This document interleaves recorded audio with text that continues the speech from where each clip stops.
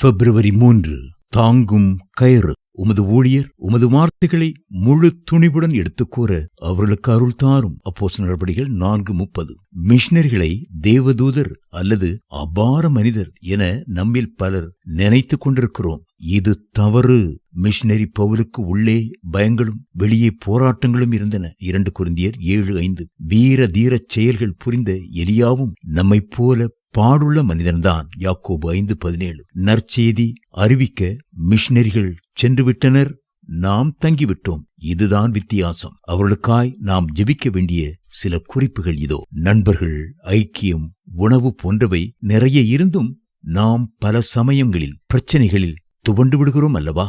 ஆனால் பணித்தளத்திலே அர்ப்பணியாளன் தனியாய் நிற்கிறான். அவனது ஆன்மீக பிரச்சனைகள் ஏராளம். அவனது உடன் ஊழியனும் அவனைப் போன்றே போராட்டத்தில் இருப்பவன்தான். பரிசுத்தத்தை கெடுக்கும் பொன், பெண், பதவி போன்ற சோதனைகளில் அவர்கள் விழுந்து விடாதிருக்க விழித்திருந்து ஜெபிப்போம். அர்ப்பணியாளரின் உடல் பிரச்சனைகளுக்காய் வேண்டுவோம். அதிக வெயில், அதிக குளிர், சுகாதார வசதியின்மை, மருத்துவ வசதி குறைவு, நோய்கள் போன்ற காரணங்களால் உடல் நலம் குறைகிறது. காட்டு மிருகங்கள், விஷப்பூச்சிகள், விபத்துகள், சமூக விரோதிகள் மற்றும் நற்செய்திக்கு எதிரானவர்களிடமிருந்து அவர்கள் பாதுகாக்கப்பட வேண்டும். அடுத்து மனநிலை பிரச்சனைகள். பிள்ளைகள், இனத்தார், நண்பர் ஆகியோரை விட்டு பிரிந்திருத்தல், பணிக்களத்தில் உள்ள மக்களின் எதிர்ப்பு, புதுமொழி, ஊழியத்தில் கனியின்மை, சோர்வு, தளர்ச்சி போன்றவை இதற்கு காரணங்களாகும். நமது ஜெபமே எல்லா சூழலிலும் அவர்களை தைரியமாக இருக்கச் செய்யும். அப்போஸ்தலர் நடபடிகள் 4:24.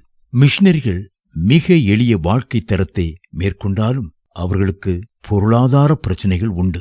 அதிக வெயிலை சமாளிக்க ஏர்கூலரும் அதிக குளிரை மேற்கொள்ள ஸ்வெட்டர்களும் தேவை. பல ஆயிரங்களை சம்பாதிக்கும் நமக்கே பணப்பற்றாக்குறை நேடும்போது மிஷனரி நிறுவனங்கள் தரும் சிறிய உதவித்தொகையில் சமாளிப்பது அவர்களுக்கு அவ்வளவு எளிதல்ல. எதிர்பாராத செலவுகளுக்கெல்லாம் ஒரு வழியும் இல்லை. இதனால் சிலர் ஊழியங்களை விட்டு விலகவும் நேரிடுகிறது.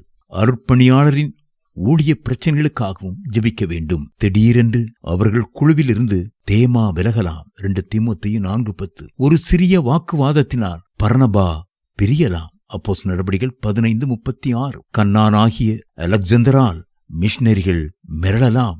2 தீமோத்தேயு 4:14. புதிய விசுவாசிகள் வழி விலகிச் சென்று வஞ்சிக்கப்படலாம். 2 கொரிந்தியர் 11:29.